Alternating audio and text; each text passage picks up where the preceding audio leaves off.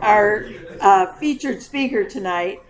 Larry is an avid collector and researcher of antique movable books, Biedermeier cards, puzzles, and optical toys, with a special interest in novel mechanisms. He is a board member of the Moveable Book Society. Professionally, he is a pediatrician and managing partner of Nova Pediatrics. He values spending time with his two grandchildren. His collection of animated paper toys can be viewed on Instagram at Seidman Larry. I will tell you, this man has an incredible collection. And for those of you who know what Biedermeier cards are and the uniqueness of them, to see his site and to see what this collection is phenomenal. I'm so grateful and so happy to introduce Dr. Larry Seidman. Thank you. Thank you, Barbara. Well, I'm not a magician, but I hope to show you some things you've never seen before and to share some of the delight and the wonder about these toys, games, puzzles, all ephemeral items from my collection from 1820 to 1920. I will start with the presentation here. And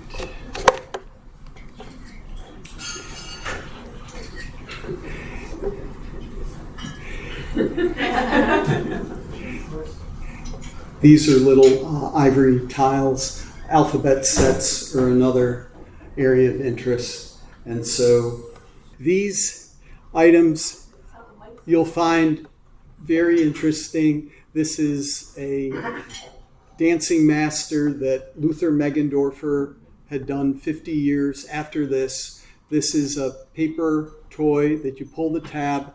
I have an example here, which if Ellen or Nancy would like to demonstrate and walk around, you can do that later. So what is a movable book? There are different definitions by Peter and Donna Thomas. They're the traditional codex books, accordion and foldable books, single sheet books that could be on a scroll, sculptural books. These are all artist books by modern day paper artists, origami book. And these are some examples from the past. Now, I would like to just show you one example of a book that won the Meggendorfer Award at the Moveable Book Society, where Ellen and I are, thank you, are board members. And this is 5 Wild Flowers. And as you see it open, the flowers open. Oh, wow. And close. Wow. And so you are part of the artistry. It takes something in 2 dimensions and puts it in 3 dimensions, and then the 4th dimension is the person that actually animates the book. So it's quite magical. And so this paper artist, he came up with this idea and then perfected it. So this is what's going on today with paper engineers that work in artist books. But I'd like to start from the beginning of the collection, which this goes back to the 1700s and 1800s. These are some examples.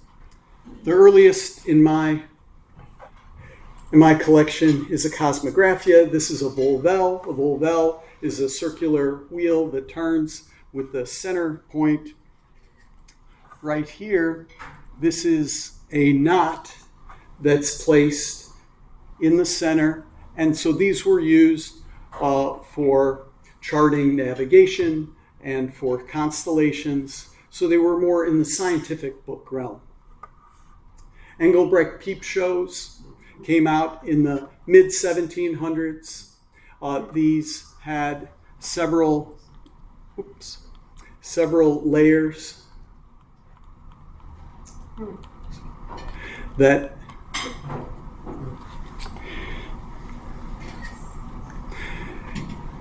this was a box that was made, and then you would view and then see it. The Thames Tunnel book came out in the 1820s, and that's where the term tunnel books came into being, when the Thames Tunnel was made. And that's another term for the peep shows. This is a movable ivory portrait, very rare, never seen this before. You've all seen painted ivory portraits in miniature, but this is a movable, so here it's animated. Yeah, so that's 100 years before. Most of my collection is from 1820 to 1920, but this is a spectacular piece. Let me.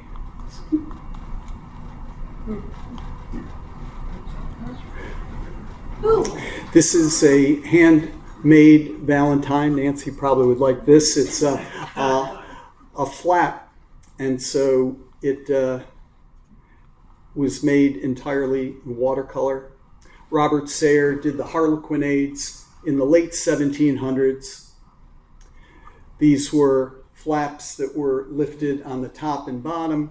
Really, you could consider this the first movable book, but it wasn't a pull tab, and it wasn't a pop-up. It was a lift the flap.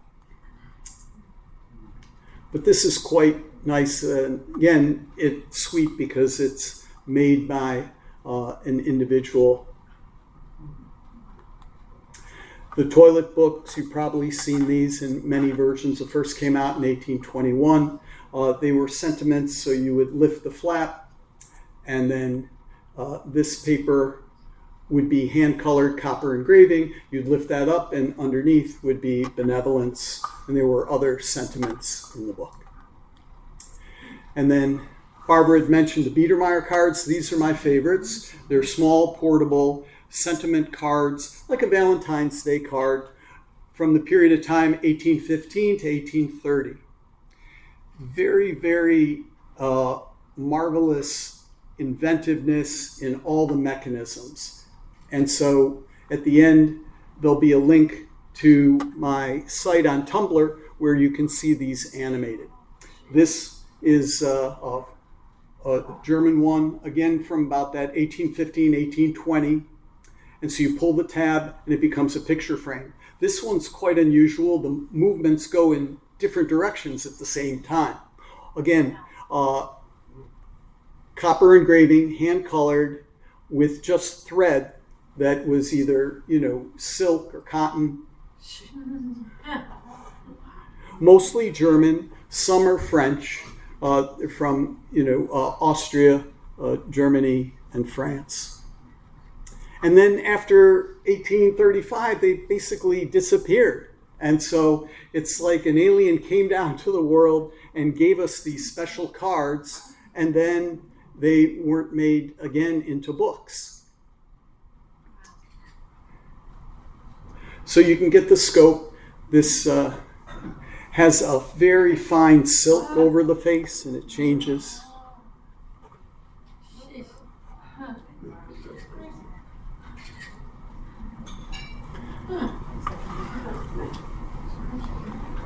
So Miriorama came out at the similar period of time. This was a very fertile time in the 1820s. What was that definition you just had on the first card? Sorry. Oh, that was just what they called it. You can combine this in thousands and thousands of different combinations. Wow. That's a little stop motion, if you wanted to read the thing. A collection of many thousand landscapes designed by Mr. Clark.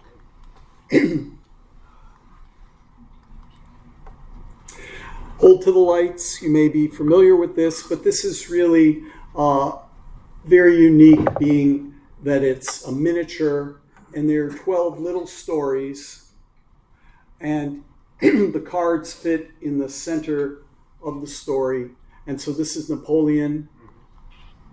Then this is a double surprise. So not only is it a hold to the light, it's also a lift the flap.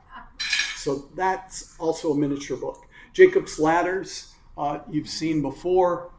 And so this is a very special one.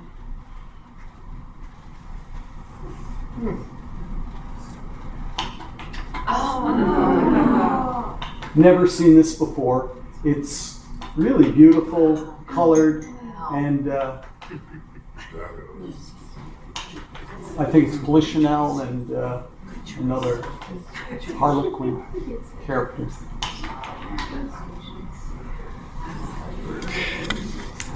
We can have show and tell at the end, and so I brought some to see up close because the pictures only tell part of the story. And so here, I mean, does that convey the same thing as seeing it in person? It can't. So, but I made the little videos so you can get a sense. So a picture's worth 1,000 words. This is a pop-up Dean miniature. Never seen this before. So Dean did a lot of movable books in the 1860s. And this was a little bit later. I've never seen this in full size, but this is maybe about 4 inches high. And it lifts up with this string and it pulls it up into 3 dimensions. Again, I have that here for anyone after to come see. These are roller screen movables, really cool how to figure it out. Again, this is a magician, so it's apropos for today. And so this is on a cloth inside an advertising postcard. So this would be about 1905, 1907. Here's another one. It's political. Around that same time period, advertising Dutch coffee. Looking at some of the old mechanisms and how they can be used for modern paper engineers and book artists. So this is a Metamorphose, a book from around 1850s. And then this is an example of the Harlequinade that you can see opening. These have become quite rare to find. I used to see them at auction years ago, but now all this material is becoming more and more scarce. I don't know where it's all going. So this is the Metamorphose book, which is from the mid-1800s. And then Robert Massman, who was a miniature book artist through the 1960s, 70s, and 80s, he did a version of this. And so I think the collection really, for me, is important by showing the relevance today. How can we get the ideas that were used, the mechanisms that were used 200 years ago, 100 years ago, and then made into a book, a game, a puzzle, a piece of ephemera today. So Robert Massman was very good at taking these old books and ideas and then making them relevant. So this, I have the example there, the concertina, or it's also called the leporello. It's on the table. And this is from the 1830s, Turner's pictured alphabet. And then you can see some examples for modern concertinas. Sarah Chamberlain is very good in her line of cuts, and she did this alphabet book, one with Ann Bromer and one with Joanne Reisler. That's the Engelbrecht Peep Show, and seeing this as a view from above. And then Marilyn Poole Adams did a peep show. And here you can see looking in. And these have become quite popular. And then here's a flip book. Well, this is a modern version.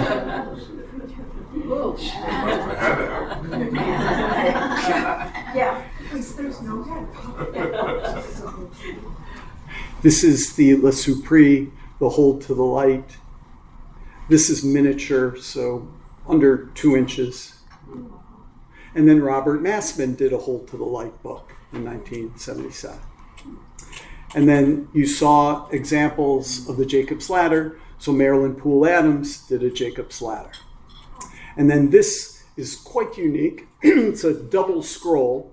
So here you have 2 rosewood dowels, one which is turning horizontally and one which is turning vertically. And so I've never seen this before. This is by Ackermann, 1820. And then I have another here that's a French maker from the same period of time. And at the end, it says "fini," so you don't turn it too hard and tear the paper, as we've all experienced that. Do you want to see that one more time, or you? It's good. Okay.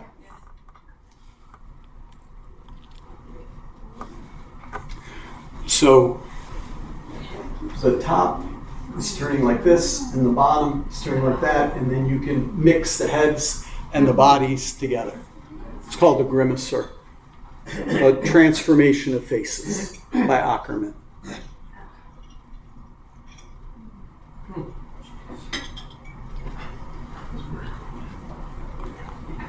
And then Peter and Donna Thomas did, after I brought this to one of the Moveable Book Society shows, he got the idea and he made this double scroll in honor of his wife's birthday. And if you know the song "So Happy Together" by the Turtles, I think, so it's on it.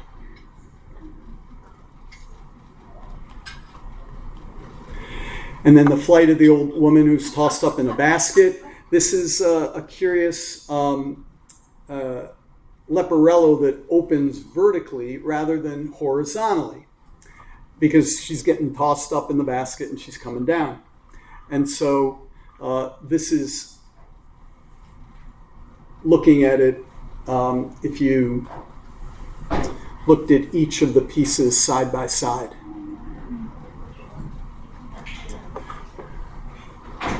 And then again, Robert Massman, he did his version, Adventures of the Flighty Old Woman. And he changed the illustrations, and this is what it looks like opened up. So take a look at this and see what you see. You see a church and, trees. But now look at the screen. Let's see. This is an illusion. That's cool, right? Okay. These are some of the presidential candidates in 1880. And there, yeah.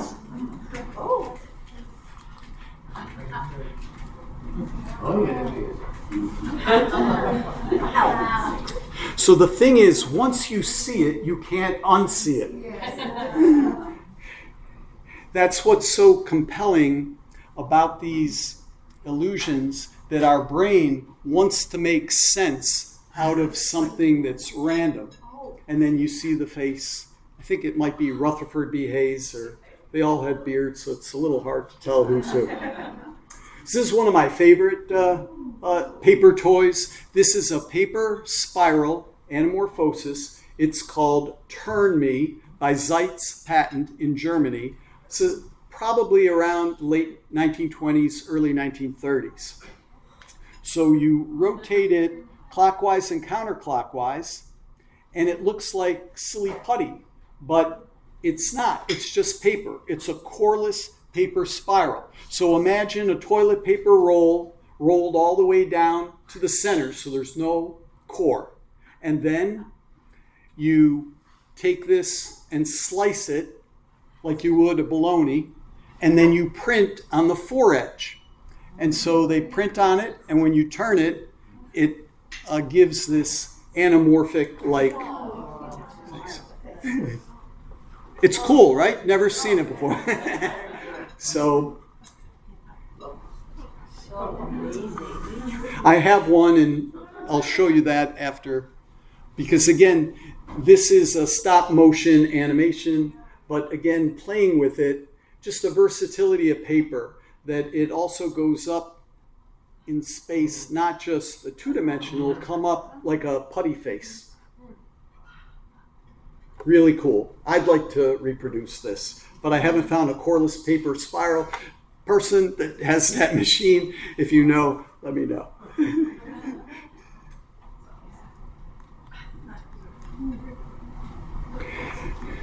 Those are some selections from the collection, but we can do a show and tell after. Just want to put a shout out to some of the modern paper engineers. Julie Chen and Ed Hutchins worked on this book. It's spectacular. It's an edition of 100, and it has a very interesting mechanism that opens up called River of Stars.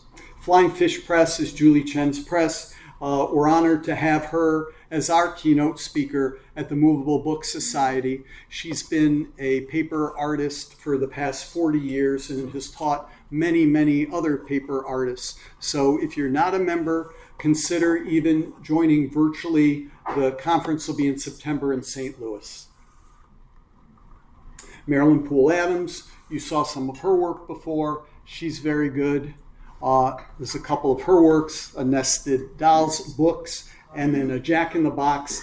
Each letter of the alphabet has Jack, and then the center opens up. This is Pepe's Pops Up. And these are made by stop motion animation. We used to call pixelation, or Gumby, I think, was done that way too. So you can see the size. It's by definition, a miniature book is less than 3 inches. And Marilyn Poole Adams has done maybe a dozen different movable books. Diane Weiss, again, this is a carousel. At one time, it had a chip in there to play music, which now doesn't. But this is another book called The Country Fair Carousel, and you can see how it opens up 360 degrees. So just to see the modern version now out of Japan. This is a exquisite little beautiful book. Oh, wow. Oh. It's even lovely in its shadow. Oh, yeah. So 360, laser cut, commercially made. And you can see there's like a thread at the bottom, looks like fishing line. But then it, closes back up.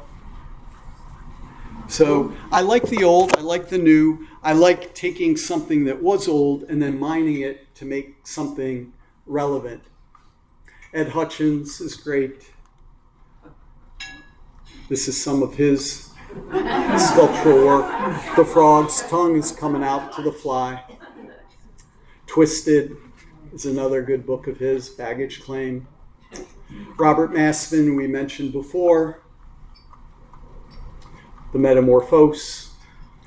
This is another very good Italian paper engineer, Maria Garrido, and she does laser cut work. This is Peter and Donna Thomas's work. Paul Johnson does sculptural paper folding work. Pat Baldwin. Jody Williams, she just passed away recently, was a very talented miniature book artist. We made a little pixelation video as a tribute here.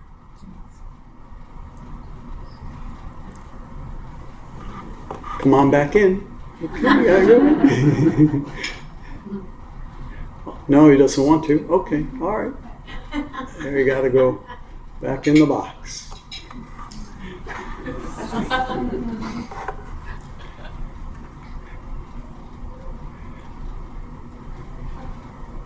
So this was just fun.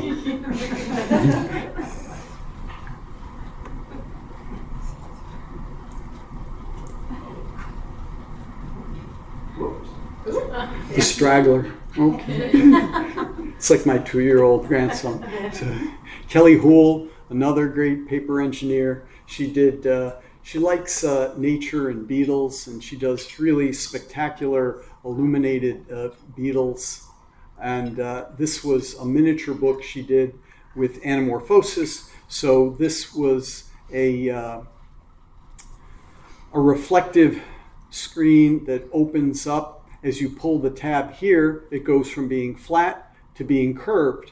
And you're looking in the mirror of what's printed here. So this is the anamorphosis. These go back to the early 1700s. And so you might have seen paintings where they'll have a skull that's kind of askewed. That's called anamorphosis. And so she did a very inventive book. So I've done some collaboration. I spent a week in Japan this summer with Miyako Akai, making a miniature book with her over 3 days. So we did the letterpress, we hand sewn it, put it together, did the illustrations. And so she's a very good miniature book artist in Japan. She won the Miniature Book Society Award in 2006 for Caged. And then this is some more laser cut work.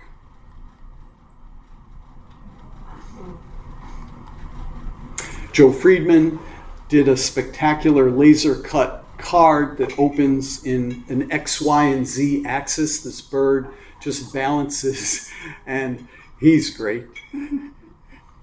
Some reference books. You probably know the Bromer's book. This 1,000 Artists book is a good reference book. The book is Art at the Women's Museum for the Arts in Washington, D.C. at Hutchins Book Dynamics. And so that's the end of this show. My big dream, the vision, is to have a center for movable arts. And so what is the purpose of a collection? I think as collectors, we all are faced with where's the collection going to go? Our children don't want it. And so we can sell it at auction. You can try to get it into a museum or a library. It's possible you can get into a university and institution. But having it as a static collection is not my wish. I could certainly parcel it out and sell it at auction, but the whole is greater than the sum of its parts. And so this can be used as a teaching collection so that book artists, paper engineers, toy designers could use this material and then come up with ideas to have new material come to market. So there are 4 pillars, and in addition to teaching library science and book arts, it could also have conservation and preservation, collection management. And so I have a structure in mind with 4 pillars. The research library that would house the collection, restoration, conservation, preservation, and storage.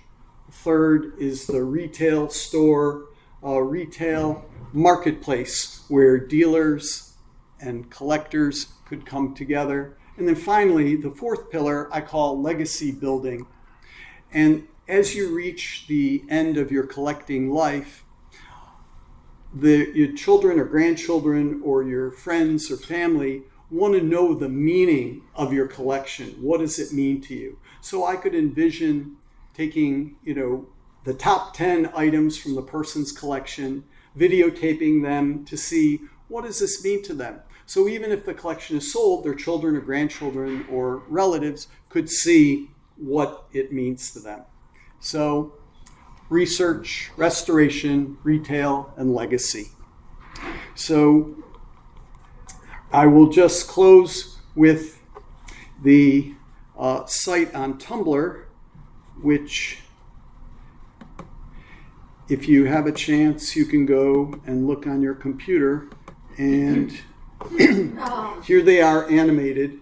These are GIF files. So each individual scan was put in to Photoshop, lined up like a sandwich, and that eliminates the jiggle factor. So if we pull the tab a little more, take another picture, pull it a little more, and then this allows for the motion to happen, and you can send these as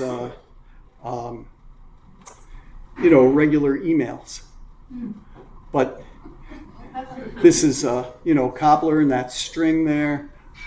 This is, I have these musicians on the table here. That's the front and back. Again, it's all cardboard paper. This is, again, from the 1820s. It's French.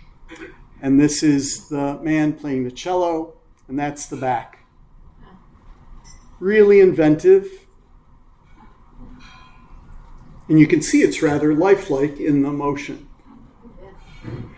This is the dancing master, which here he's animated. You've seen these. This is lift correctly, good posture. For the post office, lifting packages. She, opens up from a little person to a big person. That's a little off color. I don't want to offend your genteel sensibilities. So. Go slower. Whoa. So there's more. I mean, it could go on forever, but the party's got to end sometime. So thank you all for coming.